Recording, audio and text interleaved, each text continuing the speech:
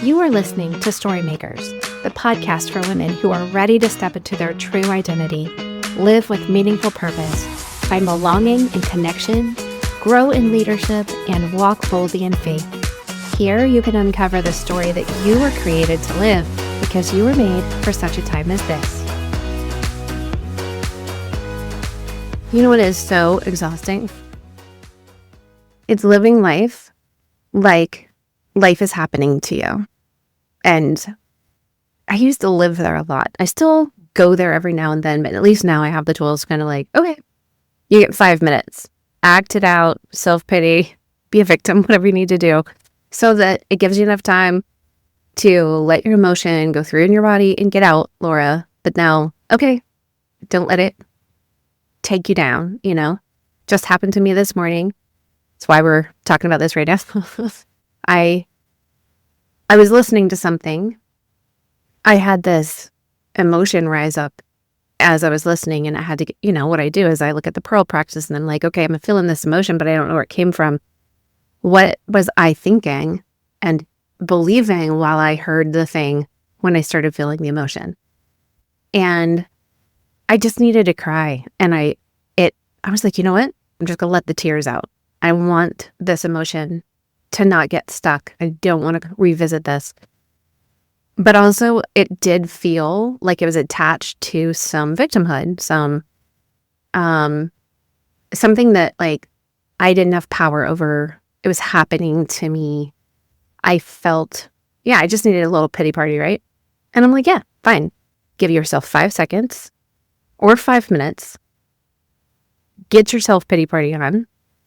And while you're doing it, be intentional about whatever emotion you're feeling right now. Let it go through now. I usually find for me that 5 minutes is enough. And then I remind myself, okay, we're not staying here because what I'm feeling is real, but it doesn't mean it's aligned with truth. So when your thoughts and beliefs are kind of shaped by lack, scarcity, disappointment, all of those things, it doesn't even matter if things are good. You can still feel like really fragile inside, especially when things like that happen where I heard somebody say something that triggered this thing inside of me. And it was like it was just pulling on a root, pulling on a thread, right? And it touched something that felt fragile. And even though like the morning was good, all of those things, there was a thought process I had, and it was shaped by scarcity and disappointment. So when you live your life like that, which I used to do, but I don't anymore, thank you to coaching and awareness and Holy Spirit. When you live your life like that, you just find yourself constantly bracing for impact, I guess.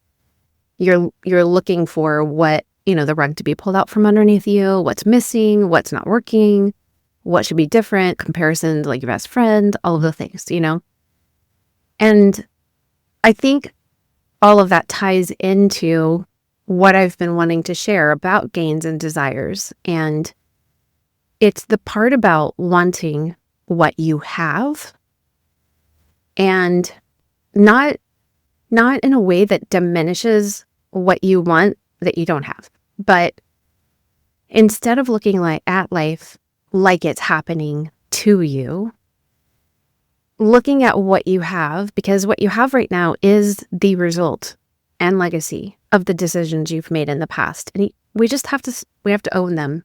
We have to take responsibility for them. We don't need to get lost in regret and what ifs. We just have to say, this is what it is right now. And then I just dissect it and I go, okay, what do I have that I don't want that I can make changes? And the things that I have that I don't want that I can't make changes about, what I can change is me. I can change the way I think about it and what I believe. And that actually can help me shift what I want. And I think want for me, it kind of falls in that paradigm path and also emotion path. It can be part of the thought process and part of emotion. So when I want what I have, I show up differently and I show up with power and personal agency instead of resentment or victimhood. Wanting what you have is not settling for what you have when you make an intentional decision that you want it. And it means that you have to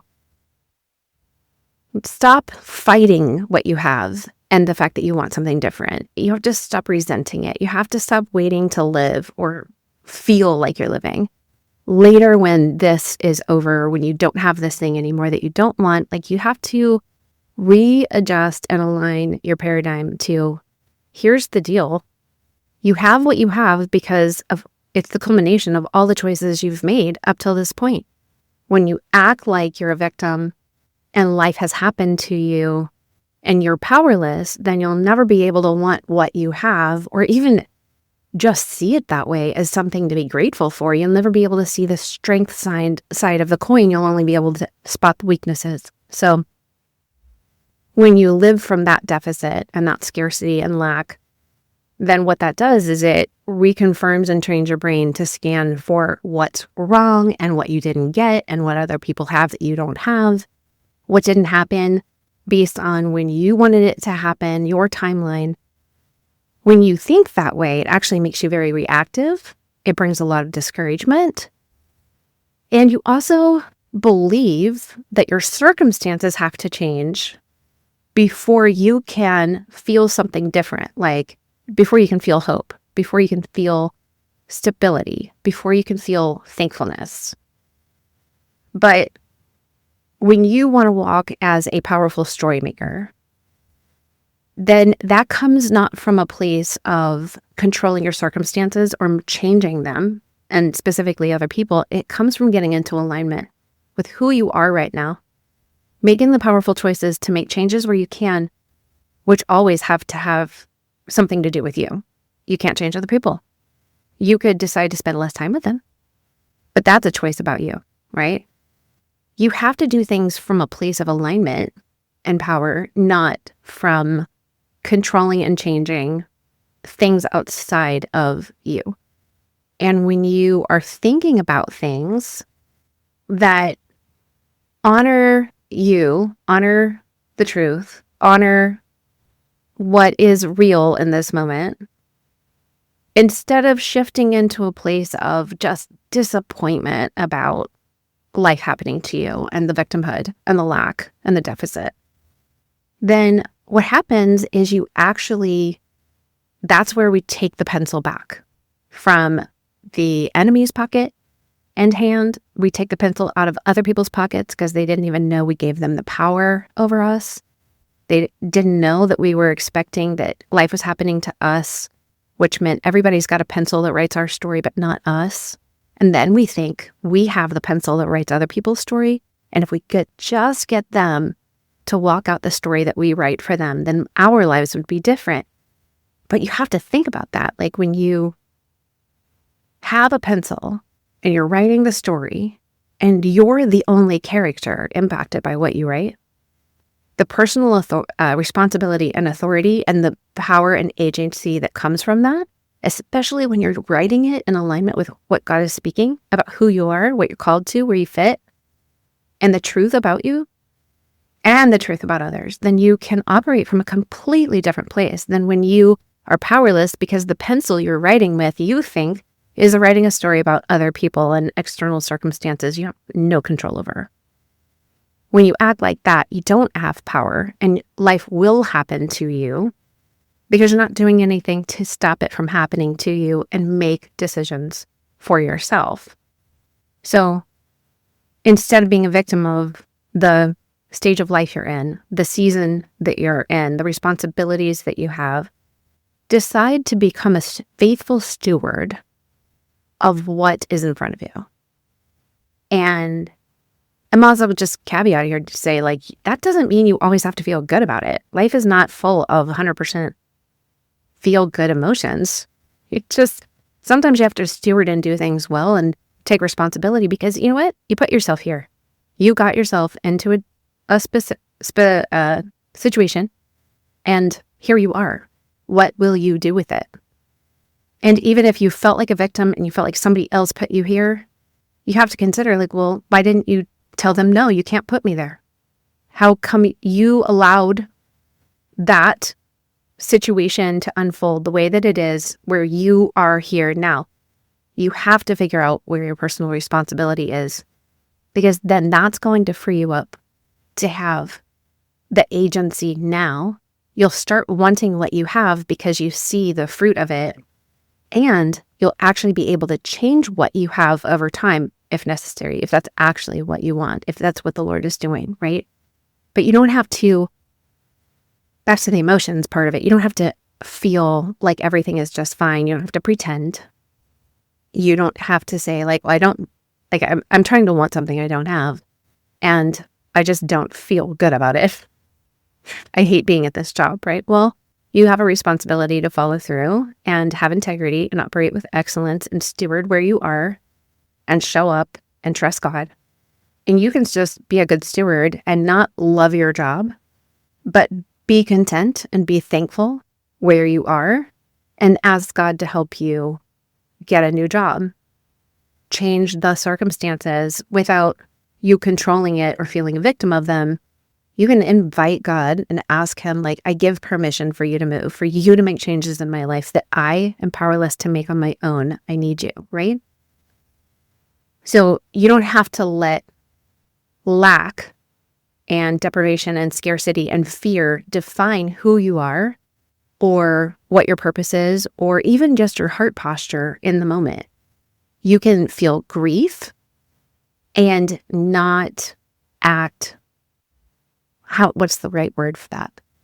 You can be in grief, but not operate with a grievance towards life.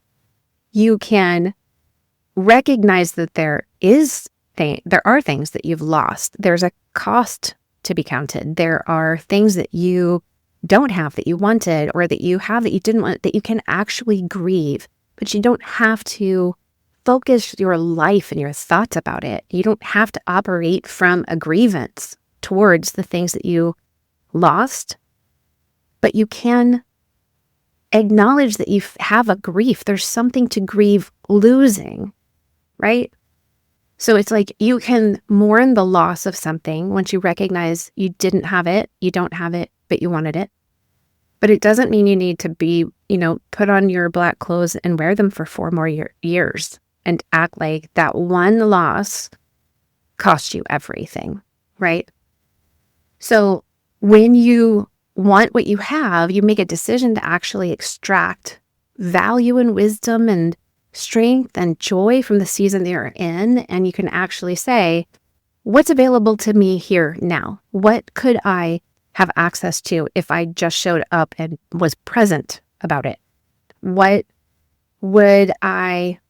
God doing in me? What is being formed in me? What authority and responsibility do I have now, instead of waiting for something to change and it's someday in my mind? When you think from a place of power, when that's your paradigm, then everything shifts inside.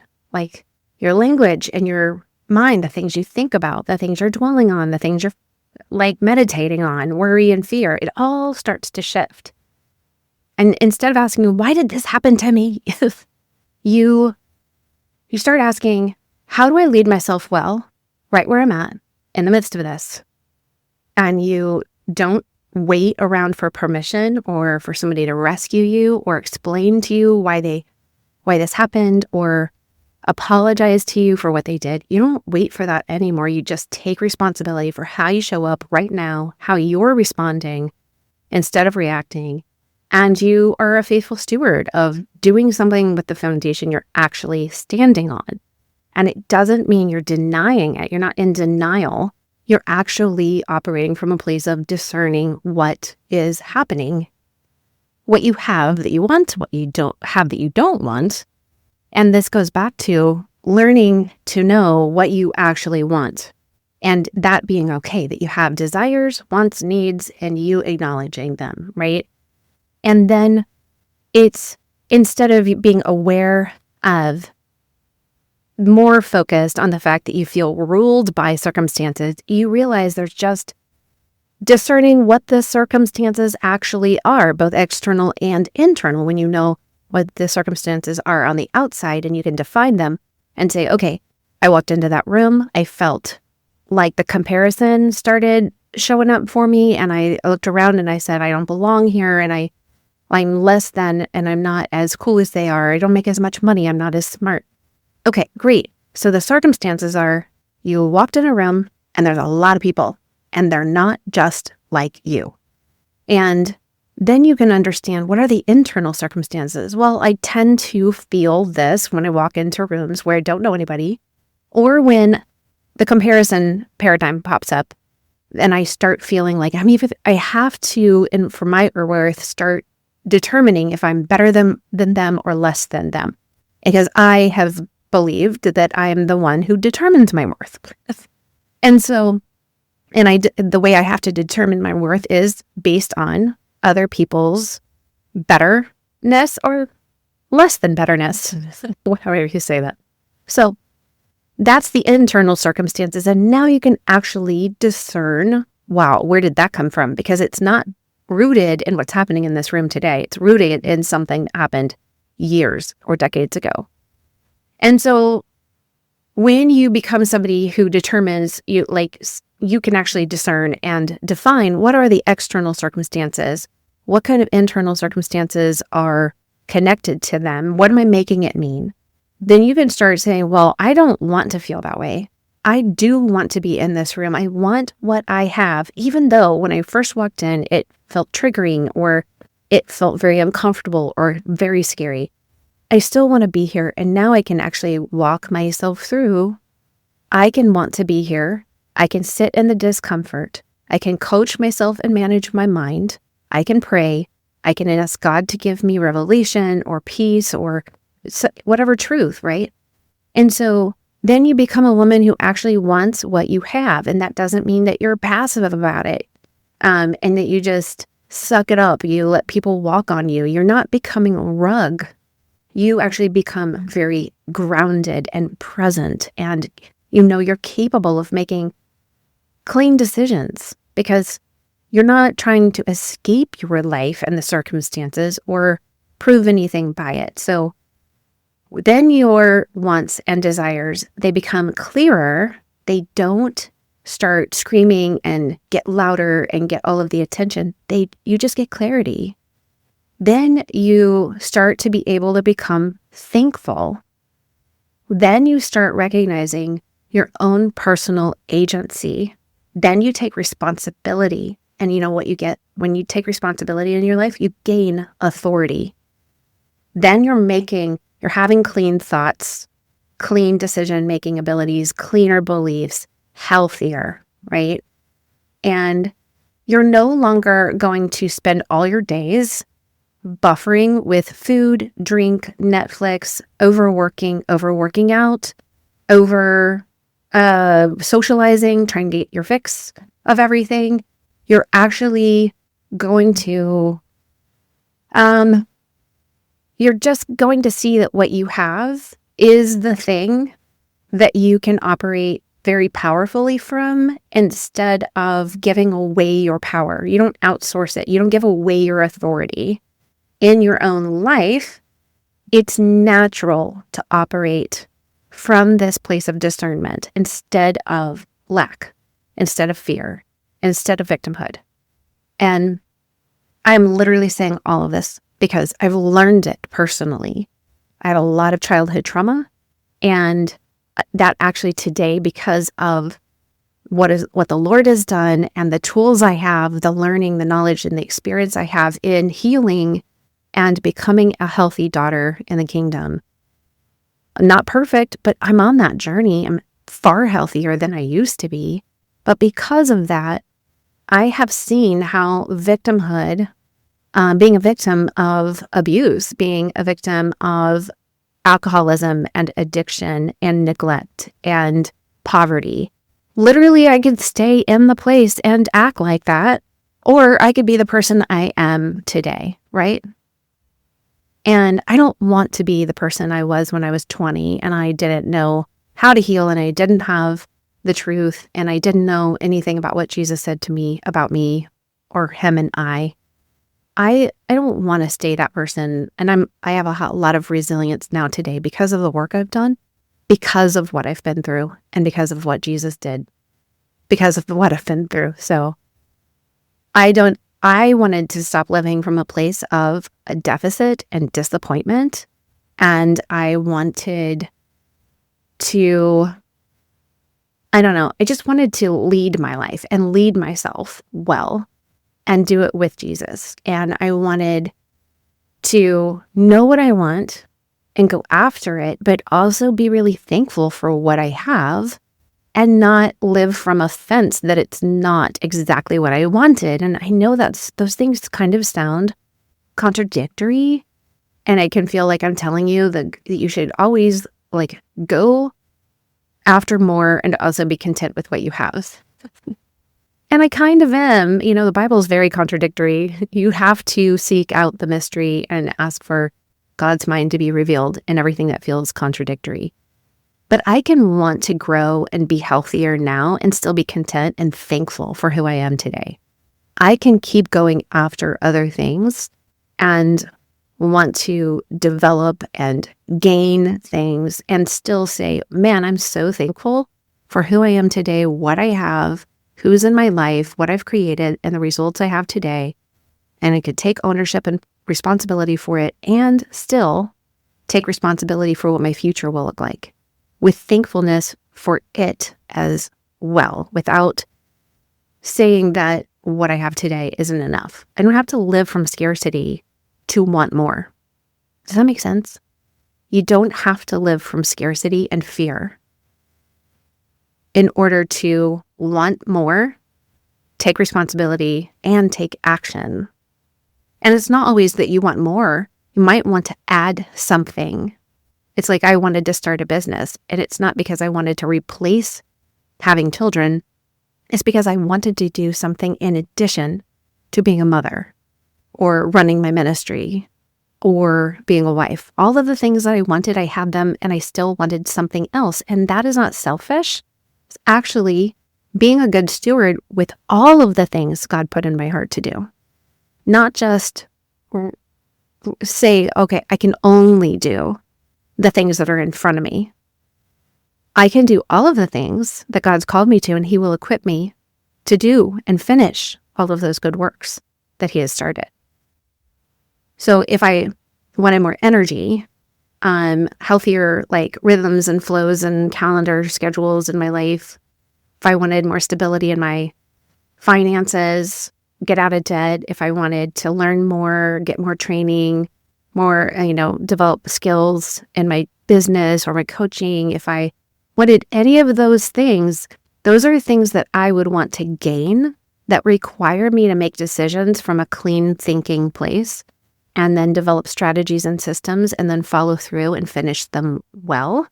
And it's a thing that comes from knowing what I want to gain. I want more energy and I want clearer schedules, but I want them to be flexible and feel like freedom, right? And I want to be out of debt and have financial future set. I want to grow in my knowledge, right? Like those are all things I want, and they don't sabotage what I have. But they do require me changing my thinking to be this person who is going to take action to gain them. Not wanting them doesn't make me holier for like wanting only what I have and not wanting anything else. Well, then that doesn't make me a lifelong learner, which I believe I'm called to be. But avoiding them also isn't going to make me feel content and happy.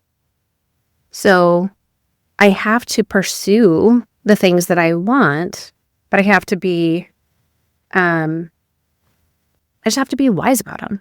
I have to be wise about it. I have to take it to the Lord, get in alignment with what He's saying. I have to be responsible. I have to operate with integrity and excellence. And there are some things like that where it's just like, I could just change that right now. I want more energy. Great. I'm going to cut out the things that are in the way of that thing I want. But not everything is something I can change immediately, right? There are things where we land into a stage of life or a season that we don't feel like we had personal agency when we got there. We didn't feel like we chose them. There might be limitations on things that we can do that we cannot get rid of. We can't remove them. There might be dynamics in our relationships, our marriages, our parental relationships or friendships or with our parents that we can't control because there's other people involved. There's always a lack of control in a relationship because there's other people involved. Stay in a relationship with yourself only. You can control that all you want. It just won't be as fulfilling. There's things that we suffer and encounter like loss. We can't undo that. We can't change it, right? In those places, it's like we still need to define the external circumstance, but then the work we have to do is always internal and personal. And really, we're just shifting the paradigm so that we relate. We're changing how we relate with the neutral facts, the circumstances. And this is where deciding that what you want, what you have, that it's supposed to be this way to some degree, that it's okay, that it's not necessary for circumstances to change for you to thrive or find joy or have truth or freedom. And it really matters here. So it doesn't, again, mean that you have to feel fine through it. It doesn't mean that you have to decide like to deny it or deny the reality or decide that the situation is perfect when it's not, right? It's going to drain your battery. It's going to drain all the power in that battery if you actually resist reality. So it's changing your perspective and your paradigm about the reality, not resisting it, that gives you power. And when you act like, when you refuse and resist wanting what you have, what reality is, then you will feel like you're always in opposition to yourself and your life. That drains you. It doesn't make you powerful. It drains you. Think about it. Think about the things in your life you're disappointed about or you don't want or you're unhappy about. And ask yourself, like, if I'm living my whole day dwelling on that, I'm in opposition to what I actually have, to the way my life is. And tell me if you don't feel chronically bitter, chronically helpless, chronically disappointed, and just start believing and developing thought habits that say, I can't have what I want because there's proof, because this is chronic, because I'm chronically in opposition to my life, to the reality, to what I have. And when you live in that, it just breeds offense in your life instead of thankfulness. And thankfulness unlocks the door. Enter his gates with praise and thankfulness. Enter his courts with thankfulness. Like, come to him with thankfulness, thanksgiving, and submit everything to him in prayer, right? So again, there's a reframing in here, but it doesn't it's not pretending that everything is good or the way you would have wanted it if you'd done it over. It doesn't mean you have to pretend. It just means that you are choosing intentional thoughts and belief systems that restore your personal agency and responsibility so that you feel like, I actually have power when I wake up today. I'm a powerful person. I've been given the spirit of power, love, and a sound mind, not a spirit of fear or bitterness or resentment or offense or discontentment or disappointment. Some of the Bible says he didn't give you those things. He gave you a spirit of power. And you probably know where that is. I think 2 Timothy 1:17, 2:17, 1 Timothy. I get the numbers on those stuff. I'm not really good. It's on the right-hand side of the Bible, but halfway down. Okay. Anyway, that's what you're doing. You're being intentional about what you're thinking. And instead of having thoughts like, why has this happened to me? You say, what is mine to do right now? What do I have to have in front of me I can steward well? And so instead of living your life like you're trying to wish away what you have, you say, who's God making me? What does he say about right now? What does he want me to do? What kind of clarity could I get from here? How could I grow? Where could I get stronger? Where can I gain personal authority in my own life? And the way you tell the difference between what you should pursue and what you should reframe is to ask yourself, like, can I reasonably influence this circumstance through my own personal choices, through my own action, through my own boundaries. Like, how can I influence this? And if you can say, yes, I can influence this situation, then, you should try to take some action, take some little steps, get some clarity about it, give it some definition, pray about it, make a plan, take some baby steps. But if the answer is no, no, I can't really change this. I can't influence how this is going. There are so many external circumstances I have no power over. It's probably a situation that requires you to shift your paradigm instead of taking action to change it. So that would be okay, I want a promotion. I don't want to stay in this job. I want that job in the same company. You can take action about that. You can do better work. You can have conversations. You can make applications for the position that you want to be in. But if you're oh my gosh, I want to work, but I'm a stay-at-home mom and I have 3 littles and I don't have any help and I can't afford childcare and I really have it in my heart to stay at home with my kids, but I also really miss being a lawyer. Well, you made some decisions to get you and yourself into the situation that you're in. And so this is just the season where reframing what you believe and want right now. And maybe there are ways that you could do some purposeful work that brings you life while you, obviously, I did that. I started a business and a ministry while I had kids. It is possible we might not be able to go back to being a lawyer full time. So that's going to require you just having a paradigm shift, right? And also ask yourself, are you avoiding action?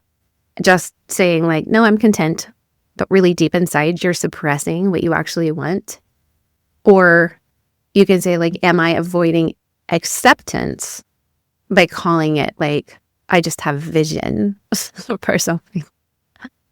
If you are using faith or patience language to delay the decisions that you need to make, it's not contentment.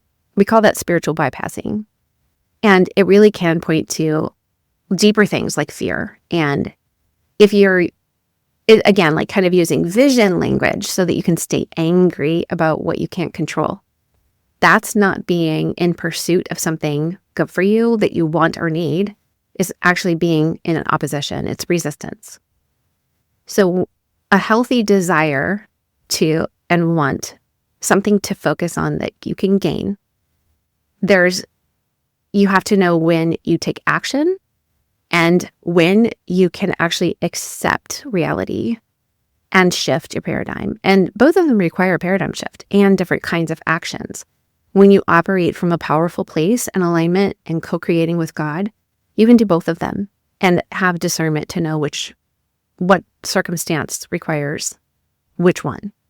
And pursue what's yours to accept and build and do right now with what you have. God will show you. Sometimes discontentment is the grace is run out or God is calling you to something else. But lead yourself well within the circumstances that you are walking in right now. You can be responsive instead of reactive, creative and proactive in what you're carrying today, and stop living with comparison about what you wanted it to be, what you wish was different, or what you want the future to be that you think should be happening right now, right? So instead of living in contradiction by doing this, what you're really doing is you're becoming mature and you're inviting the Lord to do something with your heart right now, regardless of what circumstance you're in. Okay? I hope all of that makes sense. I'm kind of rambling on now. I realize, where are we? Okay, half an hour later. Some of it is stemming from the stuff that God is showing me right now that I'm walking through. Some of it is past experience that I'm pulling from, but I just really want to help you understand the joy of knowing what you want to gain and knowing what you desire, because God has put desires within your heart. He wants to walk them out with you. And I want to help you be equipped and supported and promoted in doing that. So bless you. And you know what? Also, I have opened the Storymakers Lab. So it's a monthly membership There's going to be consistent new content popping up in there. There's already a bunch of stuff in it. And I'm really excited about it. There's a founder's price right now. So go to the show notes or go to sterlingandstonementoring.com and you can find out more about the Storymakers Lab. It's for women. It's kind of like a life library. We're going to have monthly Zoom calls, live coaching, teachings, guests, all of those kind of things. But right now you could actually jump in there, and some of the things that are already in there are like the story reset, understanding what season you're in, learning about the fact that God is not done with you. Then that's all in the Your Story module. And then there's faith and spirit-led life stuff. Like there's actually Coach Patty put in there, it's called Salvation Declarations. And it's actually a printable list of things that you can pray for and declare salvation for the people in your life. Identity and truth. There's the Identity Stone activity. A really powerful resource called Identity Shift. This is something I walk clients through and talk to people about. And there's 3 versions. There's one that just kind of applies for everybody. And then there's one that is specifically for wives and specifically for husbands as a married couple is going through Identity Shift. Happens a lot of times in late 30s, 40s, 50s. Can happen any other time. There's purpose and calling, belonging and relationships. Like these are kind of like the categories. Building a support circle around you, conversation guides, how to talk with like your significant other about things, compassion, care, decision-making, all these things. There's self-leadership, the power of naming emotions, what I call the Radiance Project, like kind of a way to inspire yourself towards joy, the power of a protocol. Then there's leading others. I'm really excited about that. Leadership mapping, things like that. So, and then there'll be that. You'll also be able to see the replays of any workshops we do, life coaching, guests, and all of that. You'll be able to have access to the replays of that. I create stuff all of the time, and I basically put this together because I want to have the ability to resource you as often as possible and create a lot of value, not, just beyond the podcast that feels more tangible to you, and also be able to meet you and coach you inside of this container. And I love the one-on-one work I do with my personal coaching clients for life and or business and all my coaches that I work with. But I wanted to work with women who are specifically pursuing their identity, purpose, belonging, and leadership in their lives of themselves and others. I want to equip you at a different level. And so this is going to be a high value container that is more easily accessible. So there's an annual price, monthly price, kind of some options for everybody. Right now, the price is lower than it ever will be because it's my founding members that are jumping in. So the price will stay the same for you, even when it doubles and when it goes up from there. And you're welcome to join. If you're a woman who's looking for resources and connection, you're going to make friends inside of here. After we connect on Zoom and we do workshops and things like that together, you're going to find other people who you connect with that you would never have met anywhere else. And my goal is that this eventually turns into retreats and conferences down the road, and you're going to come hop on a plane and come see me, and we're going to hang out. So bless you. Love you guys. All things are possible. Everything is figure-outable, and you are 100% loved right now, today, where you are, the way you are. Thank you for listening. Please subscribe to the show so you don't miss any new episodes. And to learn more about me, my work, and how we can connect, visit sterlingandstonementoring.com or check the show notes. And until next time, remember, all things are possible and figure-outable.